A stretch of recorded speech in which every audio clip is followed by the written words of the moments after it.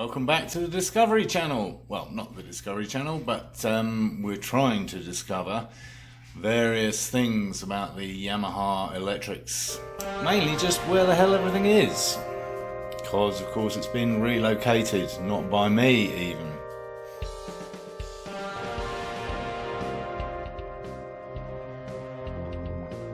So, thanks for tuning in again, and really appreciate the support. If you haven't already, do subscribe now. We're about to go on a wild goose chase looking for fuses. And possibly the fuel pump relay. And maybe doing a little diagnostics of my own using my electrical testing device. According to the Google machine, it would appear that the fuse boxes are in several locations on a Yamaha R6 of this particular breed. The I think it's 2000 something to 2003 to 2005. Anyway, it does seem to be common throughout a lot of the years. One position is right here in the side fairing, which of course isn't there anymore. But you may remember in episode 1 there was a piece of random plastic hanging off here, which of course I destroyed. So I'm guessing it could be any one of these danglers. So I shall be inspecting those. It's not very big. And then there's another one under the seat, which is also where that potentially dubious fuel pump relay is. So we shall be probably removing the fuel tank again. Don't worry, I'm not using the hammer. Well, I am. I'm just using it to prop up the fuel tank. There, that wasn't so hard. Little itty bitty fuse box. And yes, one missing. Possibly for the fan, depending on whether this is supposed to read that way, but I'm assuming it is. So it's the fan that's missing. Little itty bitty fuses like I have luckily in the Toyota FJ. So I've hopefully got some spare ones. I'll throw one of those in there and I'm going to check the others while I'm here. Well, they're all good, but they don't actually match up. And again, I'm not quite sure which way round this should be. But we got 15, 10, 10, 15, blank, 15. Whereas we should have 15, 10, 15, 15, 15, 20. So that's not good. Turns out I haven't got any spare ones in the FJ, or not the right ones, so I should probably get copious quantities for both that and this. So I need a 20 amp for this and some spares. Yes, it's alright, it's not on fire. Coming to the back of the vehicle to try and locate the other fuse box. I'm pretty confident this is the potentially troublesome fuel pump relay. Looks complicated. Well, that's definitely a fuse in there, which comes straight off the battery. Looks to be okay, but I'm figuring there should be one in there too, and there isn't. Yeah. That might be a problem. Everything else looks like relays. Not sure what that is.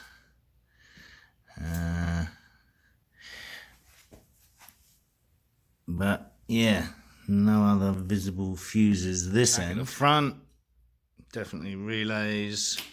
Pretty sure that was the headlight, but don't know what that random red boy is. Whether that needs power. Time for the testing kit, I think. See, told you, just to prop the tank up. Okay, I'm testing the relay and I'm definitely getting a sound out of it.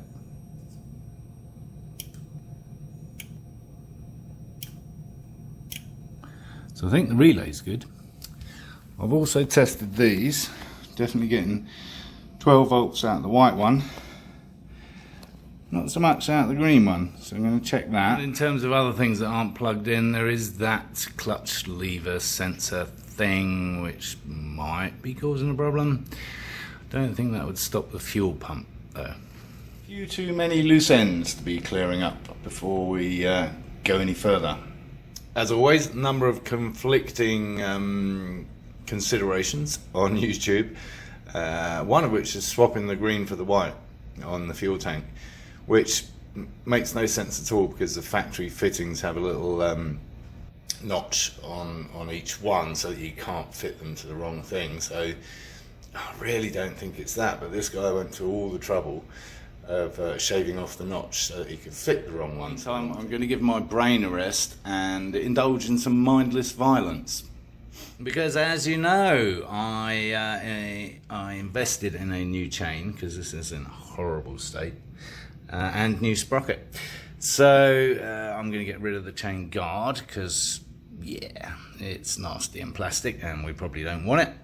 And you may also remember, if you've been watching all of my videos, that when I did this on the Augusta, I managed to break the special chain removable link thing. Luckily I didn't break the fitter, just the unfitter, wrecker. So I shall be resorting to angle grinders, which apparently is highly unrecommended, but I found it to be a very quick method.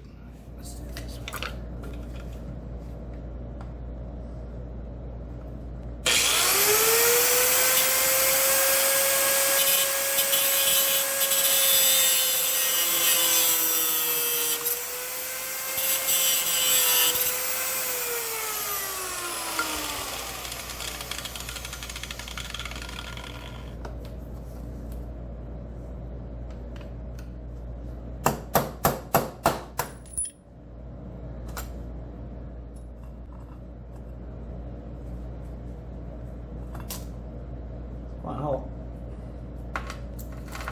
Obviously at some point this whole back end's coming off so that I can do what I want with the wheel, put the new sprocket on, and actually the same at the front. You know, this needs tidying up, probably some machining, and this horrible fake chrome is disintegrating rapidly. So I envisage that being black or yellow, potentially. Yes. I'm itching to get rid of the radiator and get those exhaust pipes off and cleaned up, but I can't. I've got to get this bugger started. I am a little concerned about the right hand switch gear, in that it seems to be integral to all the throttle cables and everything else. So I'm going to have a quick sneak peek, because I've ordered the switches but I'm not sure they're going to work. As anticipated, it's all integral, which is problematic. In fact, it's twice the problem, because it's one of these dual cable things, one to open, one to shut. Slightly unnecessary. Anyway, I'm going to have to see what I can find as a standalone unit for that.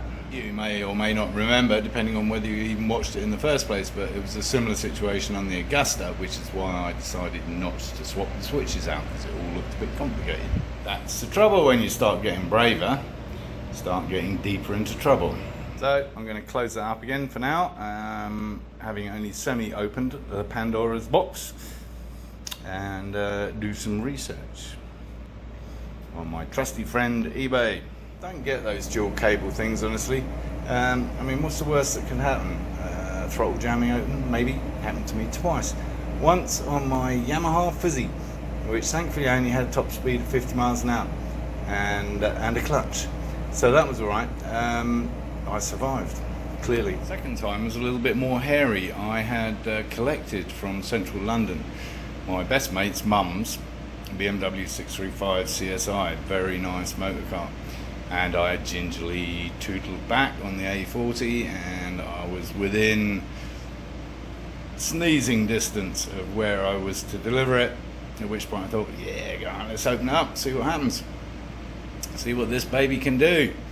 And the throttle jammed open, and it was an automatic, and I don't think I'd ever driven an automatic at that point, and I had no idea what to do, and I was heading for a pillar box, and I stamped on the brakes, did a 180,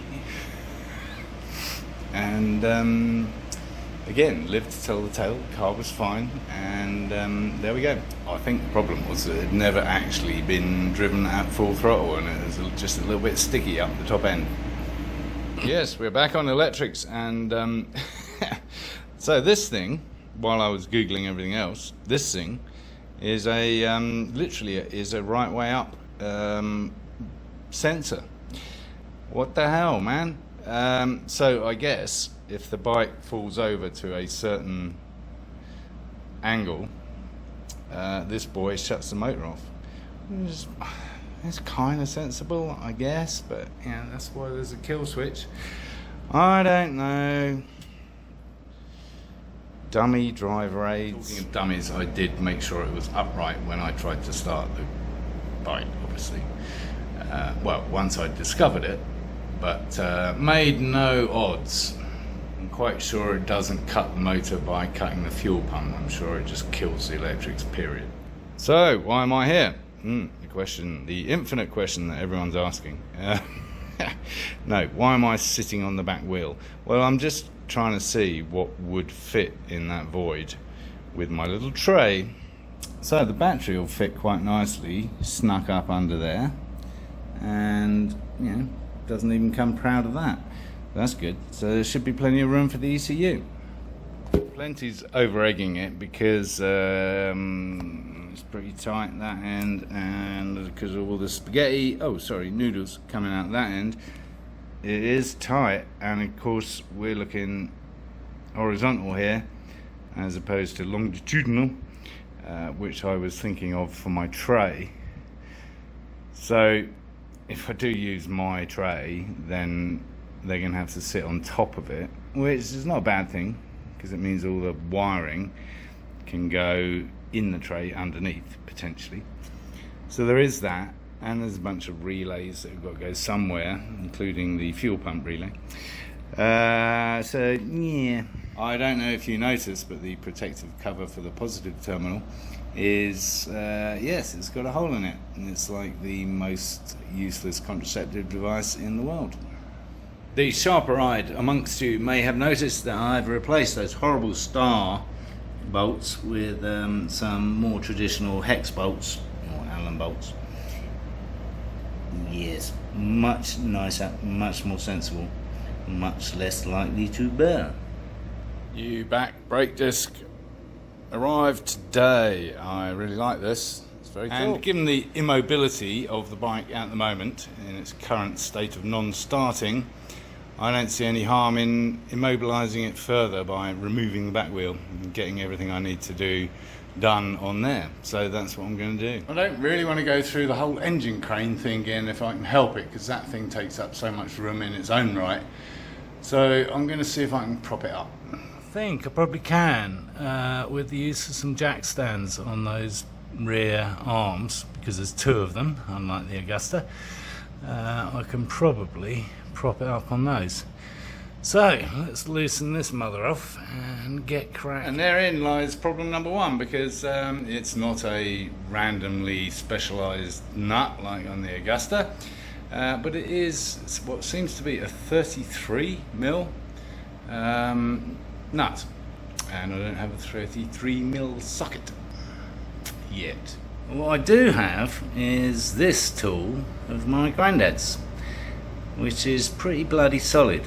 So I'm gonna see what happens. Well, thankfully that worked, and yeah, it's one of those things, you know, obviously ideally you have the right tool for the right job every time, and if you don't, you have to improvise, and that's something you learn with motor racing, because you can guarantee whatever you pack, however comprehensive your toolkit is, the thing you need is the one you left in the garage because you didn't think you were going to need it.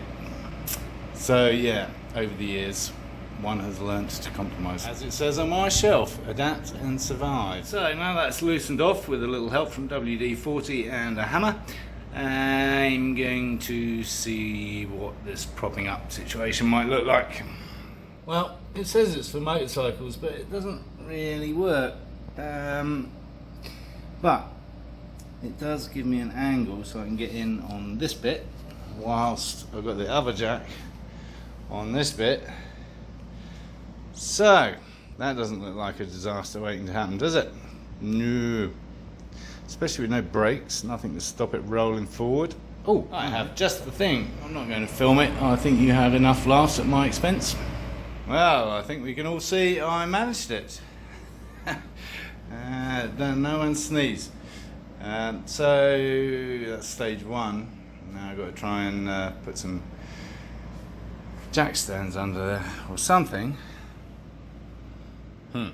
Both jacks are actually free now. They're still in place just in case, because that is seriously precarious. That's the only place I could get it. Because all this clobber's in the way, right? Yeah. So now I'm going to very carefully remove this jack and bring this one round to crank this side up so I can get that in a better place. Following, it's a two-stage operation with the Bel Air as well, because the suspension has got so much travel in it. I have to jack it up as far as it will go, put a jack stand under while the wheel is still on the floor, and then crank it up again with some wood. Again, adapt and survive. So using the lip of the sump, I've managed to just take it up enough, and just half an inch, to get this boy out. Now I can put this somewhere sensible, vaguely in line with the other one, so that it's as balanced as it's ever going to be. Precarious nevertheless. There you go. I feel a lot more comfortable about that, especially with idiotic wolf dogs running around the garage. Yeah, survived a reasonably rigorous rock test, so I'm kind of comfortable with that. Just a little gentle tapping with a rubber mallet and a big socket extension, 1/2 inch, has freed up the wheel. And that brake mount, which needs some attention. And no, I haven't fitted a tow bar to the bike. More stuff just as another support, just in case. It's not actually resting on it. Not actually resting on it at the moment, but should one of those fail, at least it will drop onto that. It will probably go haywire one way or the other, but anyway, it's another safety device. So again, having got everything off, this needs a good clean up, and the paint itself doesn't look in that bad condition. And given my playing around on Photoshop, I think I'm going to stick with black wheels. Maybe use some stickers. Maybe I'll just do the yellow ring around the outside. But let's get these bits off first. Lovely, lovely new Michelin Pilot tyres. So yeah, let's get the sprocket off and the horrible old disc. I think we're going to need some new ones of those. Yeah, let's get all this crap off. Well, that was easy. That just fell out. Why wasn't I expecting that? Because I don't know what I'm doing. Yeah. So that just fell out. That's cool. So there's all these rubber bushings, and they look in remarkably good condition actually. So we shall keep those. And then there's that, and then there's this, and what those bearings look like. They look pretty good actually. I shall take a closer look, but they look pretty good.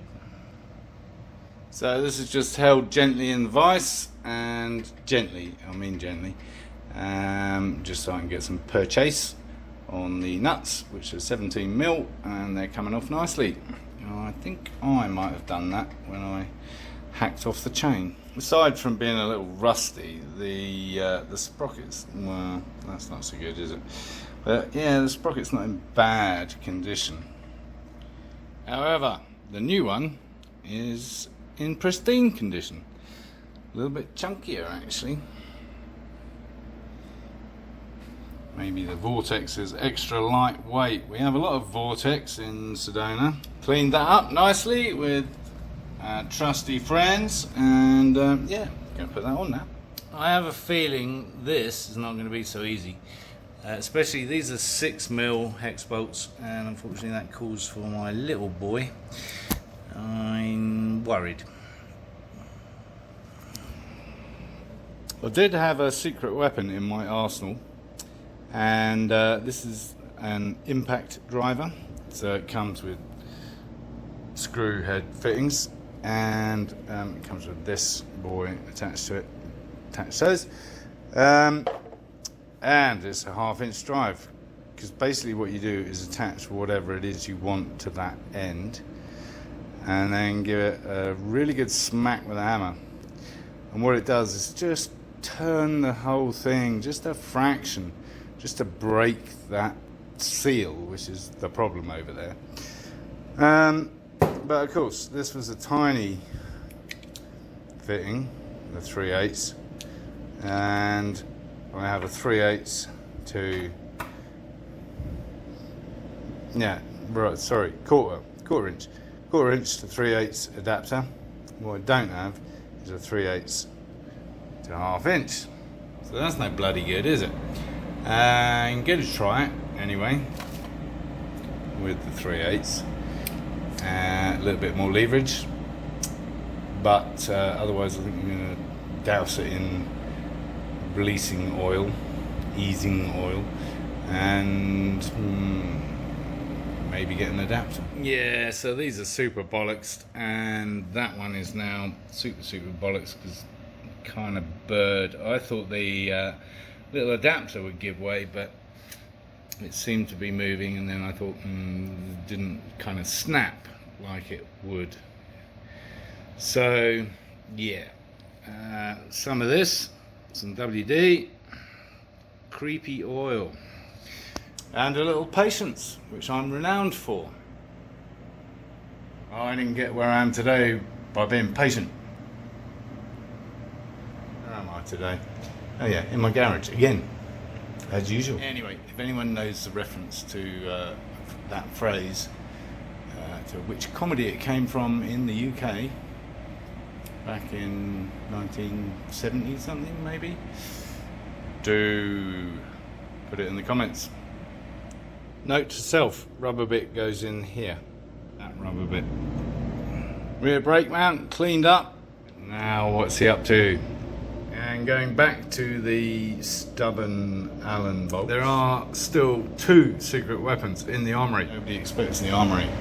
Fear and surprise. Now these funny things, they're called easy outs, and they're not easy, and there's a 50-50 chance that they actually get it out. But having said that, I have used one before with success. It was actually on this truck that I kind of part exchanged when I bought someone a nice truck, and yeah, it was a good old truck actually. A Dodge Ram, and I forget what it was. I think it was the exhaust manifold, something like that. Anyway, it was really difficult to get to. Couldn't get a drill in there if we'd wanted to. Well, I mean, we could have done. We could have dropped the whole damn motor out. Anyway, short story long, as it appears to be happening. One of those easy outs, we managed to get it in there and get the damn bolt out, which was amazing because the head had sheared off already, and it was just the stub left in there. So yeah, I mean, some of these bolts can be really troublesome when you're trying to get things out, but never give up. There's always a way.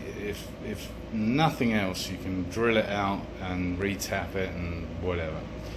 And I think we've got that to look forward to with the exhaust. And the other thing to do, and this is no joke, is just to give them a tap with a hammer, because it's the same as that impact driver. It just kind of breaks whatever is locked it in place. Just a little... Right. Really? Is that what the effect he was after? No, it's not. It's stage 1. Stay tuned. You may have noticed on my recent intro Photoshop stuff on the videos, I've been exploring the idea of making those insets yellow. I think that would be too much, but now I've got the back wheel off, and having explored yellow on this, and you know, this is only stage 1 again. I quite like the idea of, apart from the fact I've got to clean the damn thing, of painting the inside of the rear swing arms yellow. So they're going to get dirty. I did it with a Porsche race car with the wheels, and it looked spectacular, honestly, until it gets dirty. Yeah, here's a picture of that. So yeah, I'm thinking about it, but you know, it's a lot of effort, which would look good for 5 minutes, basically. It's a shame because it would look good for 5 minutes. I promise. Look. By the way, did I say I love the look of this? I've never had discs like this on any kind of vehicle. Obviously bikes are the main vehicle that these kind of discs are on, and my experience of even slotted discs in a car is you can feel the vibration of the slots. Never been a problem with drilled discs, I have to say, so they make a lot of sense in terms of dispersing heat and increasing brake effectiveness. But assuming I get this bastard to start in any shape or form, I'm looking forward to riding it, obviously. And I'm looking forward to seeing what this feels like. It's on the rear, so like I said before, I hardly use the rear brake, but it'll be interesting to see if there's any kind of pulsing sensation through the pedal, because that's what I got with slotted discs in a car. Lots of new goodies today, ranging from the new handlebar unit, the whole unit, kit and caboodle, including the brake reservoir. Sadly only a fitting for one cable, so I'm going to have to look at that. Brake pads, won't be needing those for a while, need to make it go before we need to worry about making it stop. Fuses, so they're all in order now. Yes. And those can go in the F-J. And, oh yes, and another tank pad for the Ducati. I bought two, just because it's had these little doofers as well. So I might be adhering some of those to panels and things. I don't know, I might not. Anyway, much as I know you'd like to continue to watch me struggle with this, you're going to have to wait, because I think I'm going to call this episode to an end. Lots to look forward to next time, so do subscribe, join the chain gang, subscribe, and thanks for watching as always. Nearly forgot to mention, if you feel so inclined, follow us on whatever.